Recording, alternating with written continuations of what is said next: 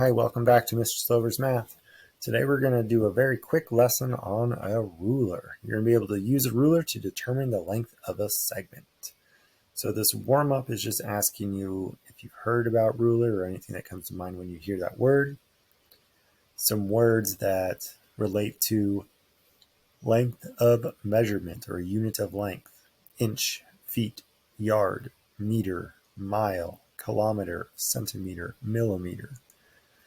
So those are all ones that you may or may not have heard of before. In this lesson, we're going to focus only on inches and only on an eighth of an inch. So there are other forms of measurements. Centimeters is a common one, or feet.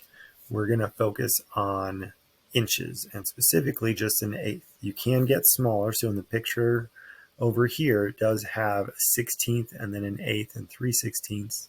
It even gets smaller than a 16th of an inch. We're only going to focus on an eighth of an inch.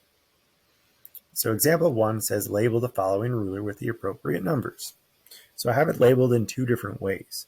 The first way I have over here is all with the eighths. You may be thinking, well, how did you know that it was an eighth? Well, I just counted. There's 1, 2, 3, 4, 5, 6, 7, and then when I get to the whole number, that's 8. So there's 8 tick marks. Well, I have eighths. First one is 1/8. The second one is 2/8, 3/8, 4/8, 5/8, 6/8, 7/8. And then instead of 8/8, we're going to put whatever that inch is. In this case, it would be 1. Same thing over here. When I get to 7/8, the next one, I'm not going to put 8/8. I'm going to put whatever that next inch is. And in this case, it's 2. So this is labeling it in eighths. On this side, I've got two different ones.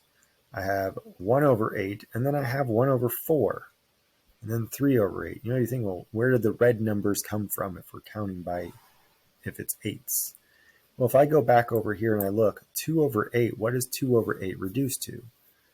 Well, it's even, so it's 1/4. That's where the 1/4 comes from. Same thing with 4/8. Instead of 4/8, I list it as a half.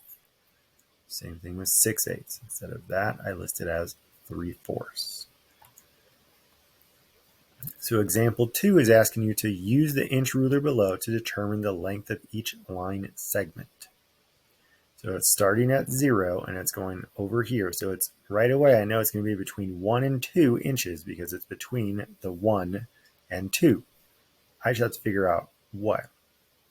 So I can count. There's 1, 2, 3, 4, 5, 6 eighths. So I can either leave it as 6 eighths, but chances are it's going to be left as the reduced fraction of 3/4. So I'm going to have 1 3/4 inches, or if you prefer it as a decimal, 1.75 inches. Letter B, same thing. Starts at 0.